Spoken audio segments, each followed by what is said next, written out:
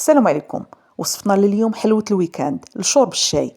عندك الفرماج والياغورت. نوضيو بسرعة نحضروا هاد الحلوة اللي كتوجد في وقت وجيز وكتجي هشيشة والأهم بذوق خطير بالفعل. ما بقى لكم غير تبقاو مع لا فيديو للآخر نشوفوا كل هذا بالتفصيل. حاجتنا فيها الأربع مثلثات ديال الجبن. بالنسبة للجبن كيبقى على حساب اللي تفضلوا. نضيف كذلك نصف كأس ديال السكر، قبصة ديال الملح، وفاني أو ساشي ديال الفاني. نخدموا هاد المكونات مع بعض حتى كيندمجوا وكنحصلوا على شكل كريمه بهذا الشكل هكذا. دابا غادي نضيفوا ياغورت بالنكهه ديال الفاني ونخدموه جيدا مع باقي المكونات. صدقوني البنات، هاد الحلوه كتوجد في واحد الوقت اللي وجيز، يعني ما كتاخذ منك لا جهد ولا وقت كتير، وفي الاخير كنحصلوا على حلوه اللي كتجي رائعه، كتجي هشيشه كتذوب في الفم بذوق اللي كيجي مميز لشرب الشاي. بالفعل كتستحق التجربه. غادي نضيف لهم كذلك بيضتين بدرجه حراره المطبخ، كأس الا ربع ديال الزيت، وكأس ديال الكوك نوعيه جيده، يعني داك الرقيق اللي كيكون ميدم، ونخلطوهم مع بعض. من بعد ما كيندمجوا المكونات جيدا كيف ما كتشوفوا معي، غادي نضيفوا النواشف. غنبداو كنضيفوا الدقيق الابيض تدريجيا وحنا كنخدموا حتى كنحصلوا على واحد العجين اللي كيكون ملموم ورطب في نفس الوقت كيف ما غادي تشوفوا معي. نضيفوا كذلك واحد باكي ديال الخميره ديال الحلوه من فئه 8 غرام، وندمجوا الكل مع بعض. كنبداو كنلموا العجين بلا ما كنعجنوها كيف ما كتشوفوا معي.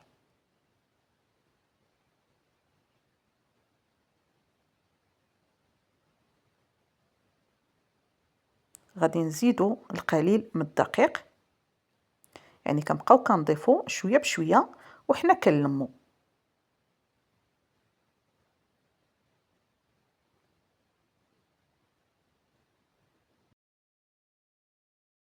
وبالنسبه للكميه ديال الدقيق اللي دخلت لي في هذا الخليط هذا 300 غرام ديال الدقيق الابيض، وكتبقى ما محدوداش، يعني كتبقى على حساب الحجم ديال البيض اللي استعملنا، وكذلك بالنسبه للجوده ديال الدقيق اللي كنخدموا به. المهم كنبقاو كنلموها حتى كنحصلوا عليها بهذا الشكل هكذا. كنطيستيوها بالايد اللي كتكون يعني ما فيهاش العجين صافي، يعني كتبدا كتشكلنا كنكتفيو. دابا غادي نمروا باش غادي نوجدوا الخليط اللي غنمروا فيه هاد الحلوه هذه اللي غنحتاجوا فيه كميه من الكوك او النوا ديال الكوكو. غادي نضيفوا له معلقه كبيره ديال السكر، ساشي ديال الفاني، ونخلطوهم جيدا. من بعد هما اللي غادي نمروا فيهم الحلوه ديالتنا، من بعد ما غادي نشكلوها كيف ما غادي تشوفوا معي.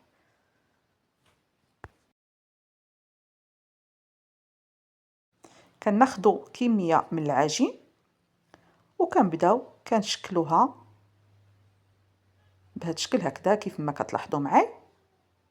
من بعد كنبسطوها صافي حتى كتاخذ هذا الشكل هذا، وكنوضعوها في الخليط ديال الكوك. كنستمروا بنفس الطريقه، كناخذوها وكنشكلوها بهذا الشكل هكذا.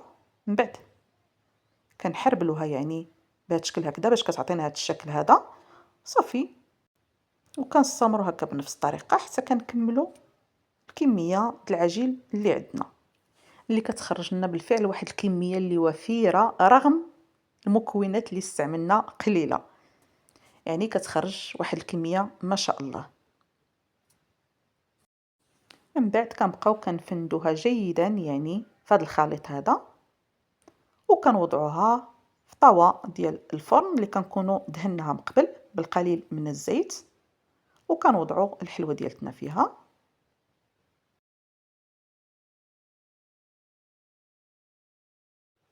وكنستمروا بنفس الكيفيه حتى كنكملوا الكميه ديال العجين اللي عندنا. وفي هذا الاثناء كنكونوا وضعنا الفرن ديالنا يسخن. من بعد ما كنهيو العجين ديالنا صافي كندخلوها للفرن اللي كنكونوا سخناه على درجه حراره اللي كتكون متوسطه. كندخلوها في الاول كنخليو لها النار من التحت ديالها، يعني كتكون من الجهه التحتانيه، كنخليوها حتى كيتضاعف الحجم ديالها وكتحمر من الجهه التحتانيه. من بعد كنردوا لها النار على الوجه ديالها وكنخليوها حتى كتحمر.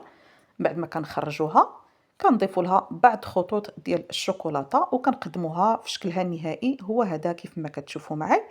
حلوه اللي كتجي بالفعل رائعه، كتجي هشيشه كتذوب في الفم وبذوق مميز بالفعل، بهذاك المزيج ما بين الفخوماج والياغورت اللي كيمنحها لذة على لذة. كنتمنى ان شاء الله تجربوها لان بالفعل كتستحق تجربه، ما كتاخذ منك لا جهد ولا وقت كتير وكتوجد في وقت اللي وجيز بالفعل.